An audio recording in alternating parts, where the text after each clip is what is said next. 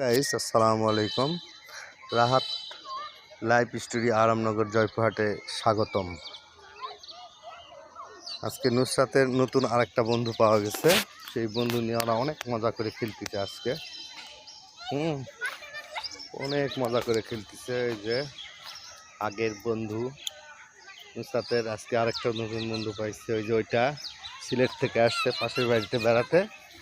ওরা মাঠে খুব মজা করে খেলতেছে। এদিকে কিন্তু গরুর গোবর আছে, দেখছো? পা দিও না নুসরাত, এখানে কিন্তু গরুর গোবর আছে। হ্যাঁ, পা দিও না। এটা কে নতুন বন্ধু? এটা কি তোমার নতুন বন্ধু? নাম কি তোমার? নাম কি বলো? ও কি জানি মাইসা, আমি তো বুঝতেই পারছি না। আচ্ছা, পাশে বাড়িতে বেড়াতে আসছে, সিলেট বাসা। নুসরাতের নতুন বন্ধু, তারা তিনজন মিলে আজকে বিকালবেলা মাঠে খুব মজা করে খেলতেছে। কি মজা কি মজা কি মজা কি মজা। নতুন বন্ধু তাই না? আবার করো তো, এদিকে হও। তোমরা কি খেলছ? মাটি খেলছ? মাটি বলে খেলছে, জানি না এটা কোন খেলা। মাটি নিচ্ছে আর ওই যে গর্তের মধ্যে ফেলছে, এটাই ওদের নতুন খেলা, মাটি খেলা।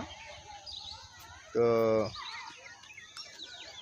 ওরা ওই যে মাটি ইটে কুটো এগুলো সব কুড়ে কুড়ে নিচে গর্তের মধ্যে ফেলাচ্ছে। এটার মধ্যে ওরা অনেক মজা পাচ্ছে।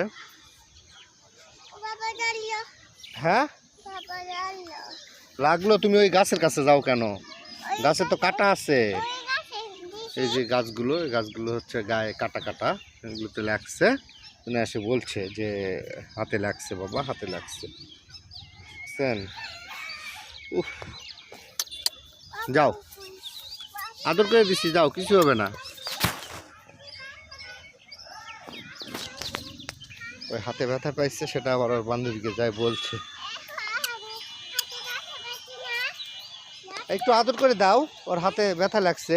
ও কোথায় লাগছে দেখো তো। হ্যাঁ,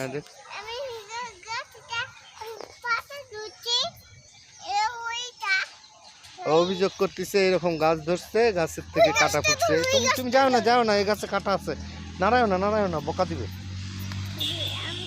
ধরো না আবার নুসু।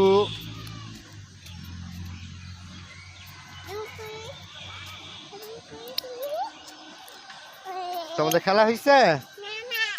খেলা নাকি শেষ হয়নি, কিন্তু ওদের খেলা কখনো শেষও হবে না। সারাদিন দিলে সারাদিনই থাকবে। তো গাইস, আল্লাহ হাফেজ। আজকের মতো এখান থেকেই বিদায় নিচ্ছি। আল্লাহ হাফেজ গাইস।